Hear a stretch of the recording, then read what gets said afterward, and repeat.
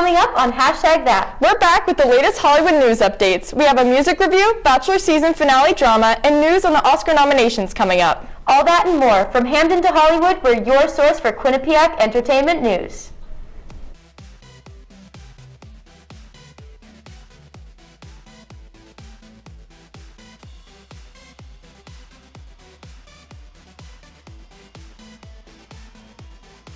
From Hamden to Hollywood, we are your source for entertainment news.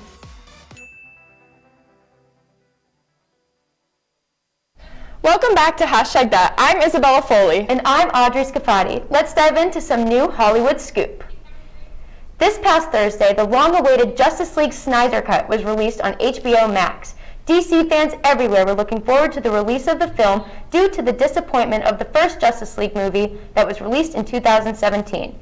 The film is 4 hours long, and the general consensus from fans is that the film is good, but the lengthy runtime might not have been necessary. In other news, country star Dolly Parton is getting her own comic book. The 22-page comic is set to be released on March 31st and is a part of Tidal Wave Comics' Female Force series, focused on women who make an impact around the world. Writer Michael Frizzell said that writing about Dolly was a joy, and that her creativity, philanthropy, and humanity are legendary. Aside from winning 10 Grammys and selling over 100 million records since 1967, Parton donated $1 million to help fund the initial stages of research for the Moderna vaccine for the coronavirus. She definitely deserves the title as a female force. Billie Eilish shocked fans when she revealed her platinum blonde hair on Instagram last week. The artist is known for her unique style and iconic green and black hair, so it took many people by surprise when she posted her new look. Many fans raised suspicions that her green hair was a wig at the Grammys, which was proven to be true when the star explained she'd been wearing a wig for 2 months so she could finish up her documentary. We love the new style, Billie. Speaking of documentaries, singer and performer Pink just announced last Thursday that her new music documentary, All I Know So Far, will debut exclusively on Prime Video on Friday, May 21st this year. The movie will follow Pink during her 2019 Beautiful Trauma Tour as she balances performing with being a wife, mom, and boss. There will be footage from the road, behind the scenes, interviews, and more. Entertainment Weekly called Pink's debut single off the album, What About Us, an empowering comeback anthem, and this energy can be expected in the upcoming movie. Now we're going to send it over to Maggie Smith so she can tell us what's new on Netflix. Take it away, Maggie.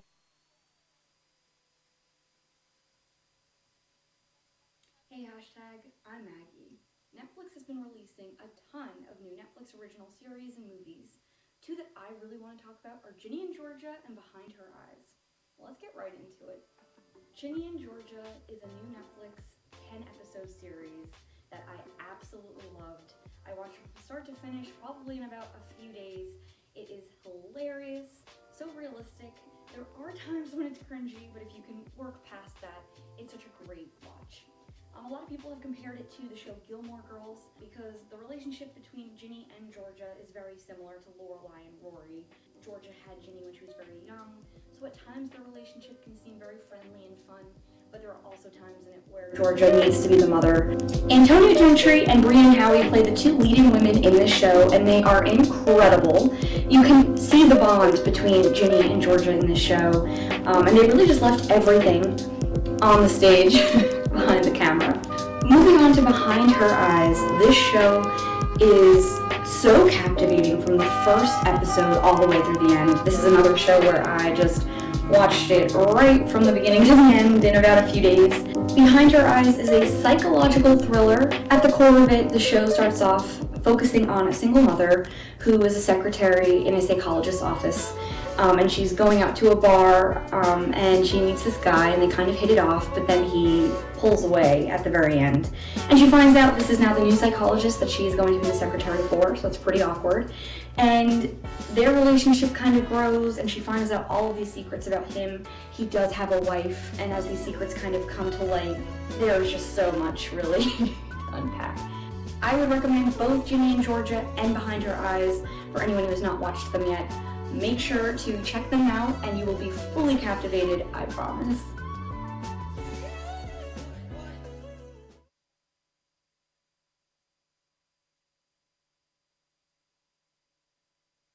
Commercial break.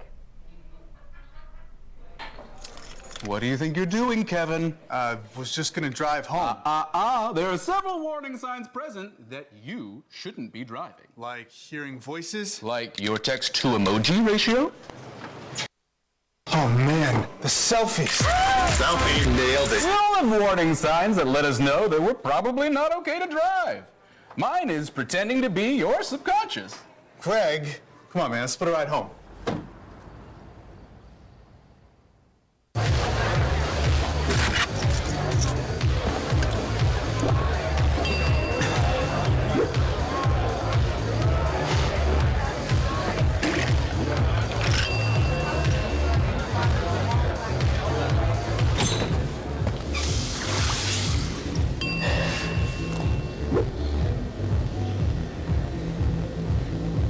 If you need to do something to feel okay to drive, you're not okay to drive. Don't drive buzzed. Multiple studies have shown that marijuana can slow both driver reaction and response time, which can be really dangerous. It's here. It's here. Wait. What? I can't drive. Why? My. Oh.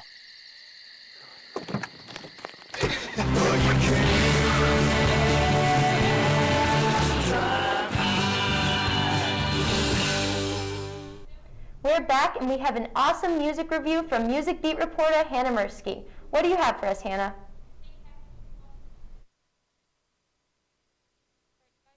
Hey guys, I'm Hannah for #that, and today we're going to be reviewing Justin Bieber's new album called Justice. Leading up to the album release, he dropped a few singles. He released Holy with Chance the Rapper first, which was a very strong single. Him and Chance the Rapper, I think, clicked very well. I would say the best part of this album is the production. The people he had producing songs, John Bellion and Skrillex. Skrillex worked with him on Where Are You Now. A lot of the songs, you could really hear the influence. It sounded like a Jack U project. Justice means fair treatment after not having it. And Justin, went through a lot of hate when he was younger, made mistakes and choices. He's become a different person, and you can definitely hear that in his music. Since a lot of the songs really related to the same subject, just basically him loving Haley so much, which isn't a bad thing. I think the amount of collabs he had really helped to kind of split up this story, which there's not really a story to the album. Giving some of the songs a different sound, a different voice on it. Yeah, it starts with Too Much, a song. It sounds very EDM, pop star collaboration vibes. That if he closes his eyes, if he's even away for a second, he's gonna miss too much of Haley. I also watched the music video for Peaches, and at first I really didn't like the chorus. I kind of just thought it was dumb, but you can't really look into pop songs that much to the point where you're analyzing the lyrics. Not every single pop song is going to be meaningful, it's supposed to be good. It's supposed to have, a feel-good vibe. With Daniel Caesar, I think he really accomplished something very chill, laid back, and it's off with Lonely, which I think was kind of an interesting choice to end off the album with. I've been trying to think of what kind of statement that's saying, that maybe no matter how much justice he's received, how much he's picked his life up, those times are still going to be hard. And I'm really proud of the music that he's put out lately. I was not impressed at all with Changes. It just wasn't the type of music that he had made his entire career, and I understand trying to change it up a little bit. With his music, it just didn't really work out. To see him go back to his roots, go back to a genre of music that really complements him as a singer-songwriter, it was probably the best choice. So when I would rate the album, I would rate it a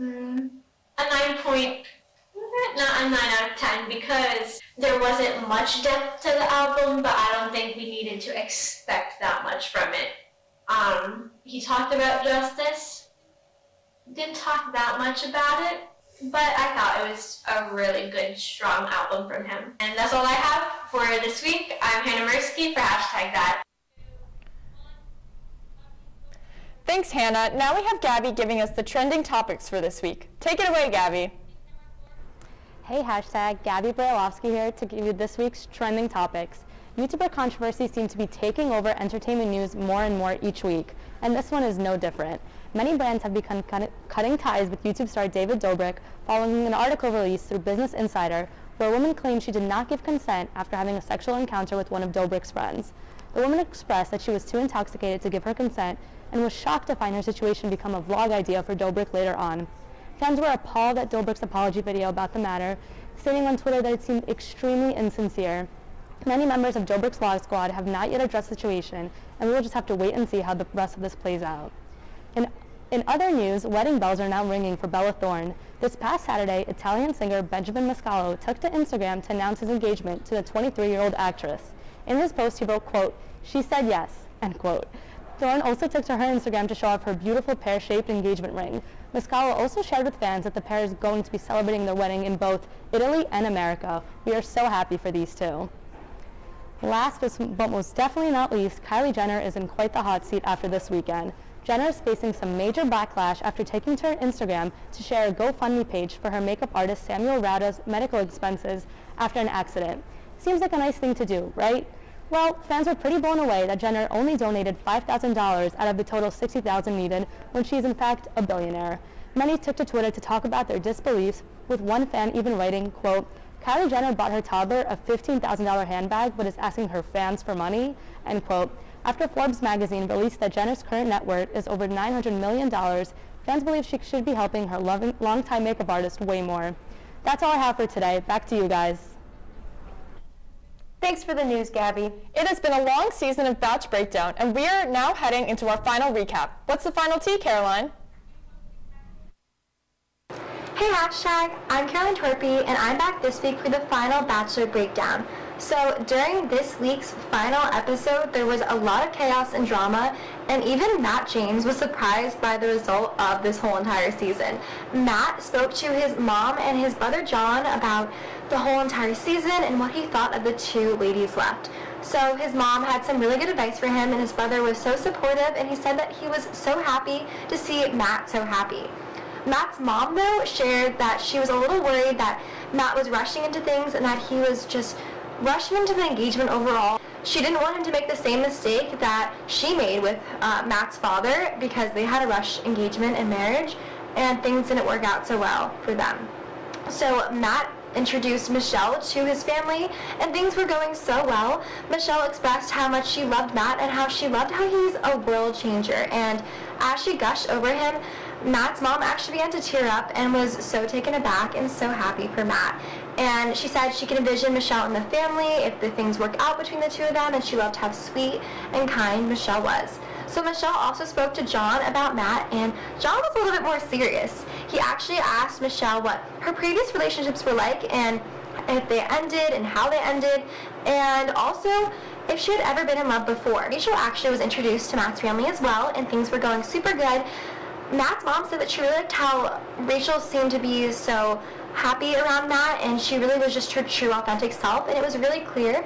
And she also gushed about Matt and said that she had never been in love with someone like this before. So although these conversations went really well, the dates were a little interesting, a little dramatic to say the least.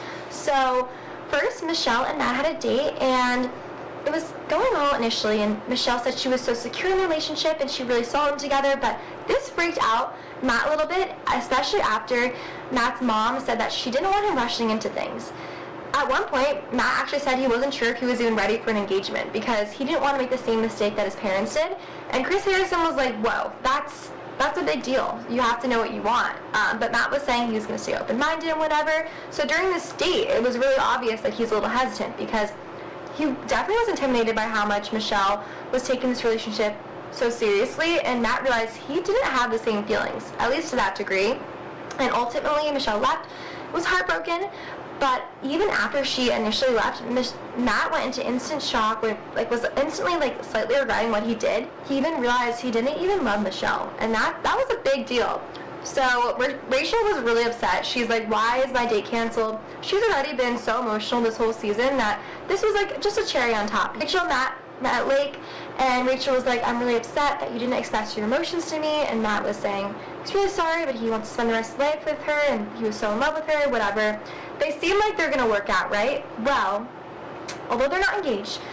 They end up dating after the show, but things end after some images surfaced on social media of Rachel at a plantation owner themed party dressing up, and she said, yeah, that's me in the images, but she didn't realize what was wrong with them. But Matt was really upset that she didn't realize what was wrong with this, and he said that he couldn't live with the idea of his wife having his images online and his future children seeing it, and he was horrified. So they ended things.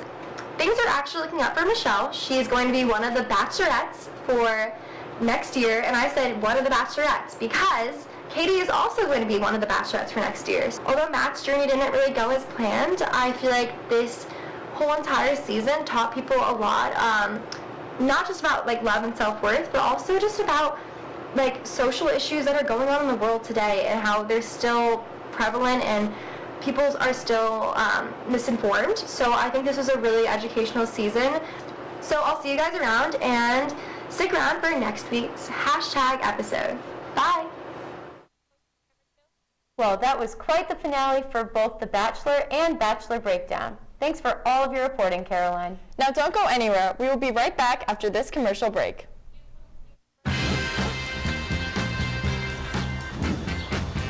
When we adopt a shelter pet, we discover they're a unique mix of all kinds of things. Come on, Jules, spot on this last one. There it is.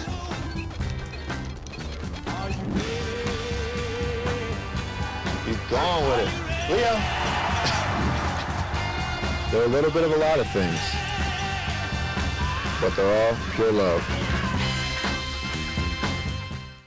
I know what you're thinking. I need a job. I need a new career. Well, I've been there. I've been there. I've been there. I wasn't happy with what I was doing. After high school, I didn't have a plan. I just wanted to start working. I got laid off twice, but you gotta keep going. You just need the right skills. Find an apprenticeship. I found a 2-year IT program. I found a medical course online. I'm now a consultant in the tech space. You have more options than you think. You can do this. You will find something. You will find something new.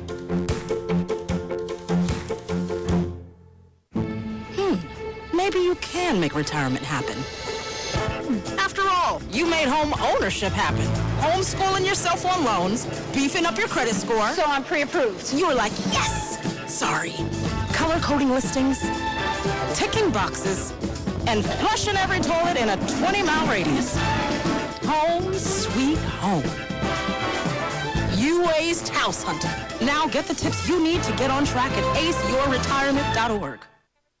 Audrey, I don't know about you, but I'm so ready to hear some Hollywood news updates. What do you have for us today, Carly? Hey hashtaggers, it's Carly and I'm here with this week's Hollywood news updates. Justin Bieber recently announced that he is going to be cutting almost all of his cell phone use. He stated that he was in order to limit how many people to contact him to enforce his boundaries for himself. Bieber stated, and I quote, "I definitely have learned how to set boundaries and I feel like I don't owe anybody anything," end quote. Anonymous sources close to this 27-year-old star say he's trying to maintain a balance between his work and home life, as well as keep his priorities in line. While that is a great sentiment, makes me wonder what may be going on behind the pop stars' lives, and what do you guys think about Bieber's no-phone lifestyle and what this may mean for him? I mean, I think that is probably really good for Justin Bieber just because he's definitely been in the spotlight for so long of his life, and just taking a break, I mean, I feel like no one should really question that. I feel like it's well needed and deserved for him. Yeah, and I feel like I've seen some artists definitely do this before and try and like disconnect, and like they're in the spotlight all the time, like you said. And even when like him and Hailey were like planning to get married, I know there's a bunch of drama and like social media, and there's always rumors going around. So I think it'd definitely be good for him to like cleanse and just take a break. Yeah, and I do think we probably will be seeing a lot less of him. I mean, even though he did just come out with a new album, but I do think just in general, he'll have like less of a media presence for sure. Yeah. What do you think, Carly? I definitely agree, guys. I know he's done a lot throughout his life, and I think that it's good to just get a little break. But next, we're moving along onto some tragic news. Surfer Catherine Diaz has been announced dead at the age of 22 after being struck by lightning. Diaz was reportedly training for the ISA World Surfing Game when she was struck. ISA took to Twitter, state quote, "Catherine embodied joy and energy that make surfing so special and dear to all of us. As a global ambassador of the sport, she excelled at the international competition level, representing her country with pride. Both the ISA and the Surfing Games and the ISA World Junior Surfing Championship, we send our heartfelt condolences to Catherine's family, the surfers of El Salvador, and to all those in the international surfing community whose lives she touched, end quote. Our hearts continue to go out to her and her family. How did you guys hear about the news, and how do you guys feel about all the tributes being made out to Catherine? So I had heard a little bit about Catherine Diaz. I didn't really know her as well as a surfer, but I definitely heard the tragic news, and it was really shocking, like how she died. Like you don't really hear of many people like dying struck by lightning, but I know that she was, you know, a very like well-known surfer, and since she was so young, it's really tragic. So Yeah. Had you heard about it? Or? I hadn't, but it's really devastating. Like Yeah. it's really just sad to see anyone lose their life that young, especially so talented. But I know you mentioned you heard something about her like They there were was doing like a paddle tributes. out. Yeah, they were doing like a paddle out ceremony. I think like a bunch of surfers got together kind of in her honor, which I think is really nice. It definitely like means a lot to the family. Yeah, for sure. What do you think, Carly? It's definitely some tragic news, guys, and very, very heartbreaking, but it's nice to see all the tributes and everything that the community is serving for her. And lastly, some exciting and adorable news for action movie fans. Vin Diesel's 10-year-old son, Vincent, is set to star as a younger version of Vin Diesel's character in Fast and Furious 9. He reportedly filmed the scenes in early 2019 and received a stipend of over $1,000 a day. Diesel reprises the role as Dominic in F9, the sequels to 2017's Fate of the Furious and the 9th installment in the iconic film franchise. Directed by Justin Lin, F9 was originally scheduled to drop in May of 2020, but was pushed back due to the ongoing COVID-19 pandemic. The film is now officially scheduled for release in June of 2021. What do you guys think of the actors having their own kids star as their younger selves in the upcoming movie? I mean, I haven't seen the Fast and Furious movies. I really want to because I do like action movies, but that just sounds so cool. Like, imagine playing a younger version of your parent, like a character like that your parent has played. That just, like you said, adorable. Yeah, and it must be like so cool for like fans to see too, and like obviously they have resemblance, so it must be cool to like see like their younger selves, but it's really like their actual family. Yeah, and there was this in Harry Potter. I know Ralph Fiennes' nephew played a younger version of Tom Riddle. Oh, really? So it kind of just reminds me of that. Like that was really cool. Yeah. Just I think that's just a cool thing that people do in the resemblance. Yeah. It's really awesome. Nice. What do you think about it, Carly? I really think this is awesome. I think that since they do resemble each other, it's crazy to see just the son and the father connection, and it's cool to see that throughout the movie, because a lot of times in movies you don't see them like looking like each other in the movie, and you're like, oh, that doesn't look like him. But it's definitely really cool. Definitely something to admire, that he's following after his dad's footsteps, and I think maybe he will have a future. And it's cool to see a lot of celebrities' kids getting out in the industry. But that's all I have for today. Thanks, Bobcats.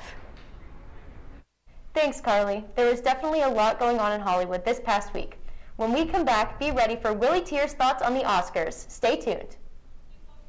Meet the scan, a simple procedure whose mission is to detect lung cancer early.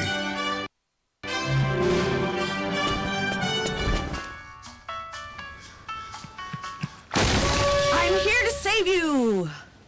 But I feel fine. That's great, but you may still be at high risk for lung cancer. Oh man, that's a new fence. If you smoke, early detection could save your life. Learn more at savedbythescan.org. I think it's just vapor with flavor. It won't hurt my kid like cigarettes, right? Vaping is safer than smoking, isn't it? There's really not even that much nicotine in them, right?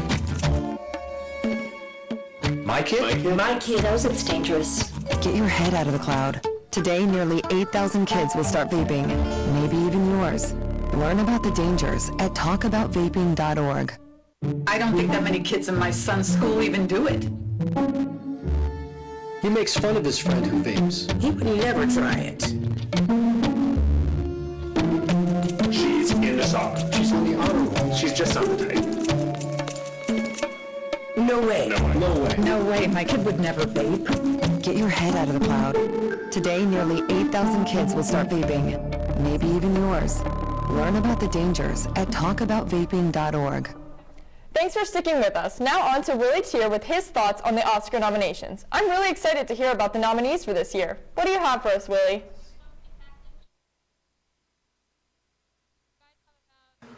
It's the most wonderful time of the year. I'm kidding, it's the Oscars. Hi, how you doing? I'm That's Will TEARE, and we're ready for the Oscar nominations. I'm probably the most excited out of anyone in this entire country, probably the world, about the Oscars, because those are just the tiny things that keep me happy. The Golden Globes, the nominees were a bit of a disaster this year, so I really hope they kind of bring it back. So I'm going to pop these in, we're going to start listening, and we're going to start reacting. Yeah, he's okay. Big lead. That makes pretty much makes a lot of sense. Yeah. Two. All right. Those are the two big ones too. The father. Okay. He's not. I really hope he doesn't win, but yeah. Gary Oldman. Yeah. In May. It's Gary Oldman and it's David Fincher. And Stephen Young. Oh, that's great. No Delroy Lindo. Congratulations. That's really upsetting. But you know what? Those nominees are pretty good. Okay. Yeah, it's an easy lock. Easy lock.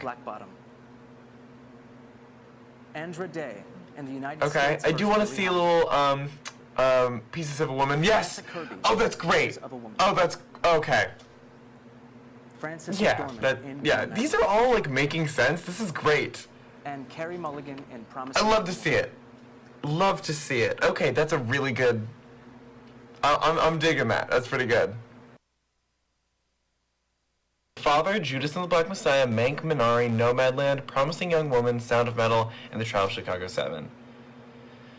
They all make sense. Those were all the big picks. I think The Father's a little bit out of nowhere, considering they could have had One Night in Miami. I haven't seen The Father yet, but based off what I've heard, it doesn't seem like big Oscars material. It seems like a Oscar bait for sure, but it doesn't seem like Oscars material. So, but I think it makes sense that it's there. Judas and the Black Messiah. Yeah, Judas was really good. Okay, these are all really good. I don't think I'm gonna bring out my Best Picture pick, but I'm pretty happy with these. The Oscars overall have been pretty good, based on what happened at the Golden Globes and the fiasco that were the nominees there of movies that no one has heard about. Even like some movie journalists that I just follow were genuinely confused, and they watch way more than I do. Trust me. But all of these are making sense. They're good. I think I'm upset that Delroy Lindo and Never Rarely Sometimes Always was left out. To be honest, based on I was gonna move that back. Based off what's happened in the past for the nominees and just how kind of packed, but also not. How packed but not excellent were the movies this year. I'm not surprised that Never Rarely Sometimes isn't there. It just doesn't seem like there's a lot of buzz around it, and a lot of these are based on which is getting a lot of buzz. So it makes sense, and I expected those two to be left out. Unfortunately, even though those were standouts, clearly, it is good to see like a normal award show where the movies that should be nominated are nominated. It makes sense. I'm That's Will TEARE, signing off. Thanks, Willy. Before we go, you know it's time for a celebrity celebration. First up, today actress Reese Witherspoon turns 45 years old. You may know her from her iconic role as Elle Woods in Legally Blonde or the movie Sing. We wish her the happiest day with a lot of bending and snapping. And another huge happy birthday to one of our favorite childhood YouTube stars and actors, Tyler Oakley. He turned 32 years old today. Happy birthday, Tyler. We hope it's one to remember. Well, that's all we have for you hashtaggers today. Hope you enjoyed this week's Hollywood gossip, and make sure to come back next week for more entertainment news. Make sure to follow us on our social media accounts and download the Q30 app on the App Store to stay up to date. Also, check out me and Isabella's radio show, Goose Gals, on Thursdays at 2 p.m. on WQAQ to hear more from us weekly. I'm Isabella Foley. And I'm Audrey SCAFATI. We'll see you back here next week, same time, same place.